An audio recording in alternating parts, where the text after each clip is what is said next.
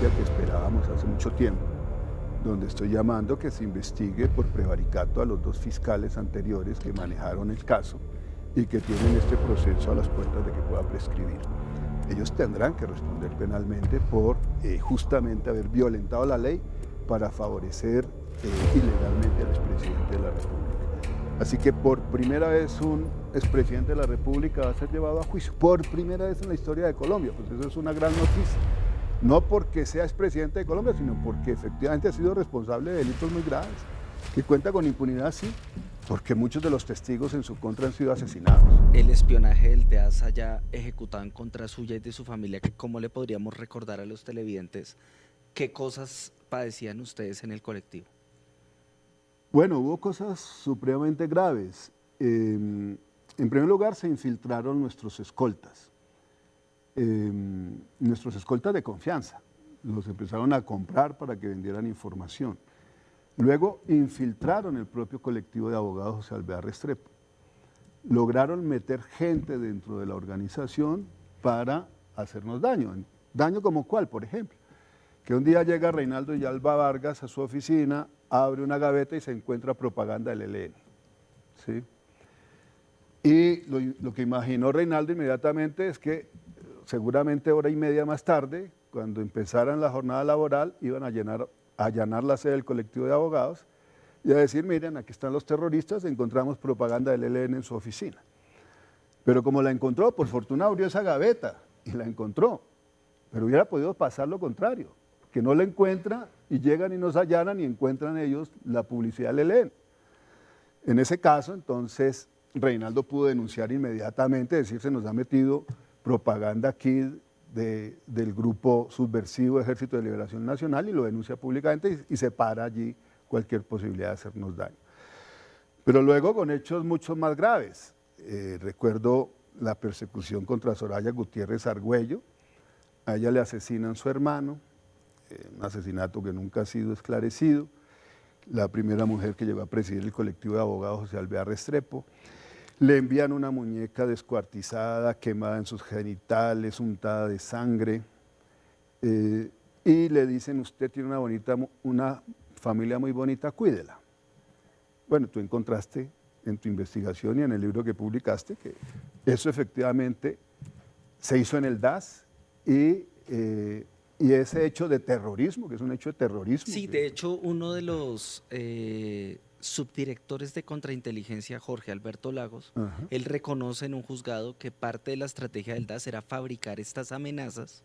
Eso lo dice él en una audiencia, incluso nuestros televidentes pueden buscarla, en donde él dice que ellos fabricaban, por ejemplo, videos de desprestigio para vincular con la guerrilla de defensores de derechos humanos, periodistas, magistrados, pero además fabricar este tipo de amenazas, muñeca ensangrentada, enviarle una corona fúnebre a una niña, a Daniel Coronel, a Holman Morris y a Carlos Lozano.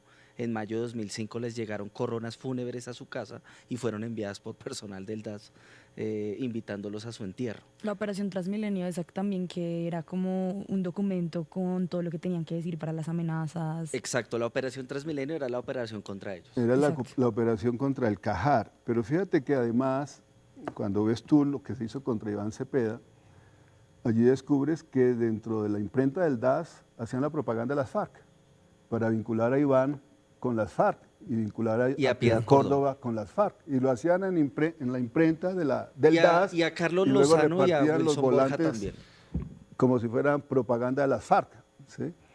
Eso dentro de muchas cosas perversas que tiene que ver con la desestabilización de las familias. O sea, parte también de lo que se hizo contra Holman Morris fue desestabilizar su familia. A nosotros se nos desestabilizaron las familias. Y también, digamos, está lo que recordamos hace unos programas de cuando Uribe salía en televisión pública, incluso en el noticiero de la presidencia, decir que los defensores de derechos humanos defendían intereses políticos del terrorismo y del comunismo. Y ahí voy de nuevo a mi pregunta que de pronto se nos quedó ahí en el aire, y es ¿cómo vio el llamado a juicio al presidente Álvaro Uribe después de que nos acaba de nombrar a un importante miembro del Cajar, que es Reinaldo Villalba, que es el apoderado de Iván Cepeda? Y Iván Cepeda, quien también ha estado con ustedes en esta lucha y que pues es la otra parte en este proceso. ¿Cómo la vio? No, yo publiqué un mensaje en mis redes sociales justamente cuando conocí la la noticia, una noticia que esperábamos hace mucho tiempo, donde estoy llamando que se investigue por prevaricato a los 2 fiscales anteriores que manejaron el caso y que tienen este proceso a las puertas de que pueda prescribir. Ellos tendrán que responder penalmente por justamente haber violentado la ley para favorecer ilegalmente al expresidente de la República. Así que por primera vez un expresidente de la República va a ser llevado a juicio, por primera vez en la historia de Colombia, pues eso es una gran noticia. No porque sea expresidente de Colombia, sino porque efectivamente ha sido responsable de delitos muy graves, que cuenta con impunidad, sí, porque muchos de los testigos en su contra han sido asesinados. Claro. ¿Sí? No, y yo creo que vale la pena, perdón, mencionar también, ya que estamos hablando de este programa de Margarita Cabello, que fue noticia también que ella volvió a insistir ayer en que precluir el caso de Uribe, y dijo además que se iba a reunir con los procuradores delegados, porque la Procuraduría General de la Nación, abro comillas, siempre ha pedido preclusión de la investigación por falta de elementos probatorios sobre las situaciones fácticas fundamentadas en el proceso. Creo que aquí también se ve una protección al expresidente Uribe desde la Procuraduría. No sé cómo vio ese pronunciamiento de Margarita Cabello. Bueno, pues un pronunciamiento que no me sorprende, pues porque hace parte de los mismos nexos de complicidad y de pago de favores que se han hecho a lo largo de los años. La señora, cuando está haciendo esa afirmación, también está cometiendo prevaricato. Claro, pidiendo Ella que se está precluya. ignorando todas las pruebas que obran en el expediente en contra del señor Uribe Vélez. Y recordemos que esto se originó porque él pretendía que se investigara y juzgara a Iván Cepeda, porque supuestamente Iván Cepeda estaba comprando testigos en contra de Uribe Vélez. Sí, y se le volvió un boomerang. Yo dije ayer, Se sí. le volvió un boomerang porque lo que ha establecido la justicia a lo largo de tantos años es que el que compraba testigos Era era él. el señor Álvaro Uribe Vélez. Sí, Señor no, Ruiz, es un caso que de todas maneras, pues, Uribe tiene 268 cuestionamientos judiciales, este es uno. Los otros 267 no avanzan, pero este proceso al que va a ir a juicio es como si yo asesino a toda mi familia, mato a mi perro, a mi familia, pero llega la fiscalía a capturarme porque yo no pagué un comparendo aquí abajo. Entonces que le tengo una deuda con señor Luis, ya con que el Estado. estamos hablando también de este tema de Álvaro Uribe Vélez, la revista que sale cada semana, pues anunciando su suspensión, mencionaba que una de las razones de la Procuraduría era porque usted ha sacado gente uribista. ¿Qué opina de ese comentario? ¿Sí es cierto, no es cierto? Mira, yo conocí a una señora llamada Marta Sáenz, exgobernadora de Córdoba, quien estaba dirigiendo la caja de compensación Confacor en Córdoba. La señora me abordó en septiembre del 2022, una semana después de que yo me posesioné en el Congreso de Azocajas en Cartagena. La señora me dijo, yo soy uribista, yo soy amiga de Álvaro Uribe Vélez, pero yo he venido salvando la caja. Yo le he ahorrado más de 250.000 millones de pesos a la caja, he podido negociar las deudas en salud para que en lugar de pagar 50.000 millones se paguen 5.000, etcétera. Y me dijo, y usted debe saber que en la superintendencia hay personas corruptas que cuando se hace una auditoría de la superintendencia vienen y cobran dinero para no pasar informes de irregularidades en las cajas. Y usted debe saber que hay directores de las cajas que están acostumbrados a pagarle coimas a los delegados de la superintendencia para que no informen con objetividad. Entonces la señora me llamó la atención, yo dije, pues podrá ser uribista, pero si la señora es tan honrada como lo muestra en su entrevista conmigo, yo la voy a mantener. Siendo uribista yo la mantengo, pues porque me estaba diciendo, yo soy honesta, yo le estoy ahorrando recursos a la caja, yo estoy trabajando bien, pero luego recibí algunas denuncias anónimas de que la señora se estaba robando la caja. Entonces mandé a averiguar qué estaba pasando, fue una auditoría, estableció que la señora no era tan honrada como decía ser, que había firmado un contrato con una firma por más de 10.000 millones de pesos, entre ellos se había subcontratado a Abelardo de la Espriella por casi 3.800 millones de pesos, y con Confacor, Confacor. que es Córdoba, Abelardo de las Pellas de Córdoba. Exacto, entonces había Papa una serie también. de contratos allí irregulares, ¿no? Ella misma se había hecho hacer un contrato irregular, ya terminando el gobierno de Duque, se hace nombrar por 3 años en una caja intervenida, eso no es normal, eso no se hace, ¿sí? Entonces, por esas razones, yo no la saqué de la caja porque fuera uribista. La saqué de la caja porque estaba atentando contra los recursos de los trabajadores y sus familias en Córdoba.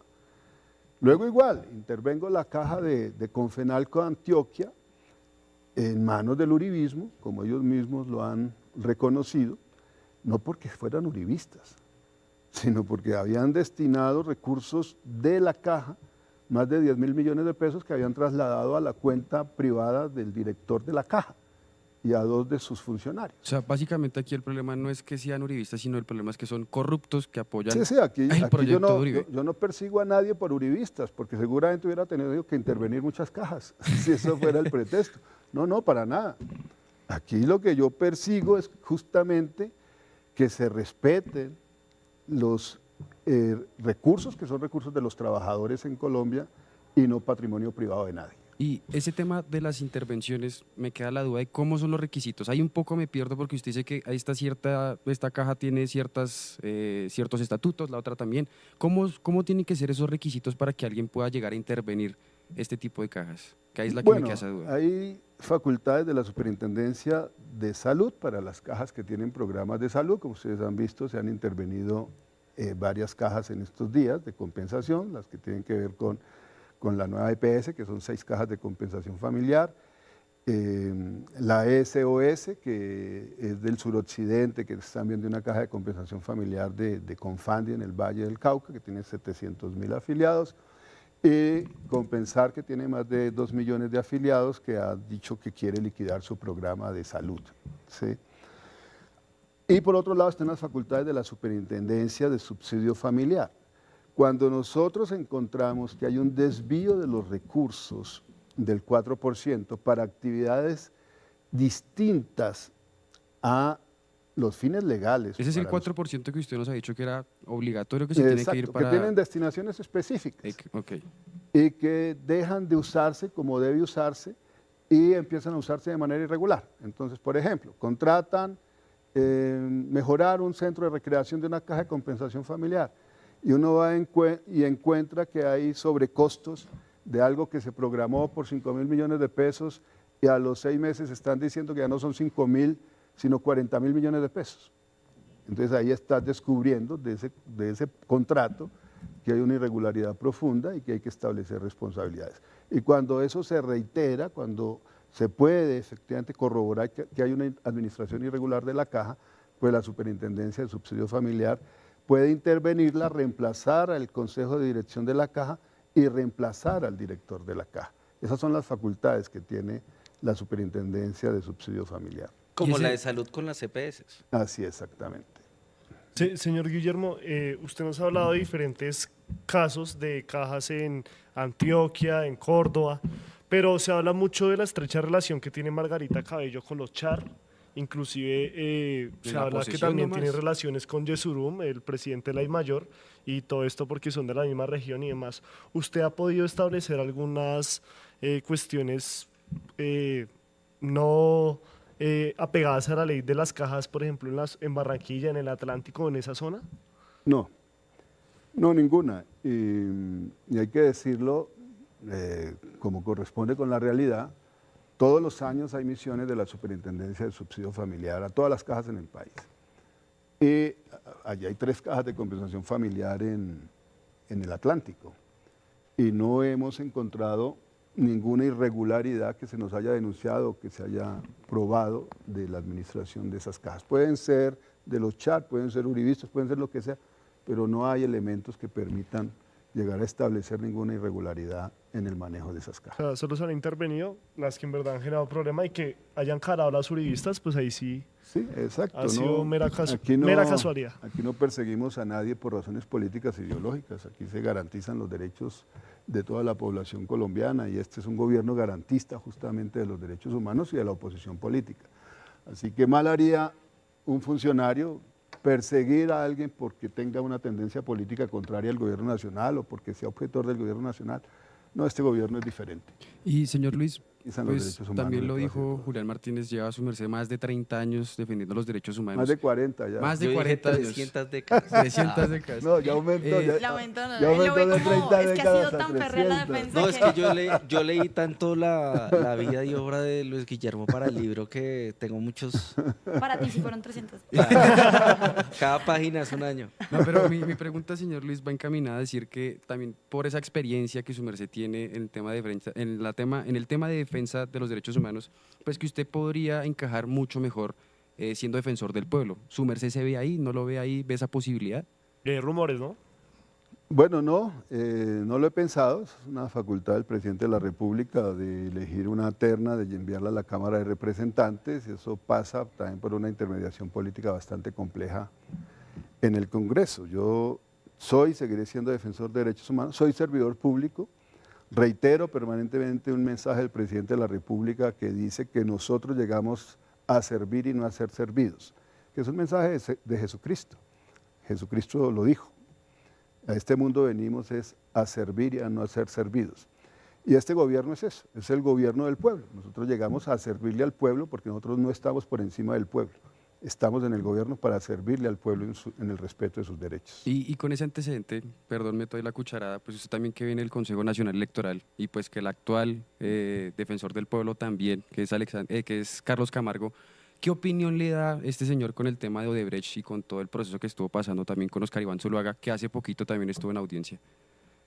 Sí, yo infructuosamente intenté que se desarchivaran las investigaciones de Odebrecht en el Consejo Nacional Electoral. Infructuosamente intenté que desplegáramos una misión conjunta entre el Consejo Nacional Electoral y la Fiscalía General de la Nación y la Corte Suprema de Justicia para viajar a Brasil y entrevistar a Mauricio Odebrecht, ¿no? Marcelo Odebrecht.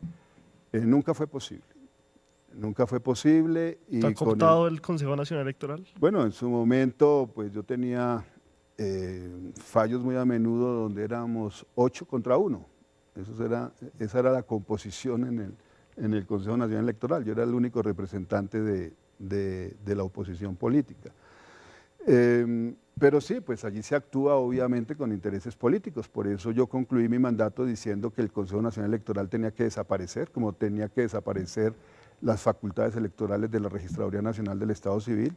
Por eso propuse que hubiese un tribunal electoral independiente con una sala administrativa que organizara las elecciones y una sala judicial que pudiera dirimir los conflictos de naturaleza en torno a los derechos políticos de los partidos o de los ciudadanos. Y sigo convencido de eso. Mientras no tengamos un órgano electoral separado de los intereses partidistas de las principales fuerzas políticas del país, no vamos a tener una organización electoral creíble. Y ahí con eso, ¿qué con el proceso de Apoya el trabajo periodístico del Tercer Canal. Ingresa a la app o a www.nequi.com. En la app ve al signo pesos y elige la opción enviar plata o a la opción recargar. Recuerda que en la página web escoges la opción recargar. Ingresa a la aplicación o a la página web de DaviPlata. Dale clic a la opción pasar plata.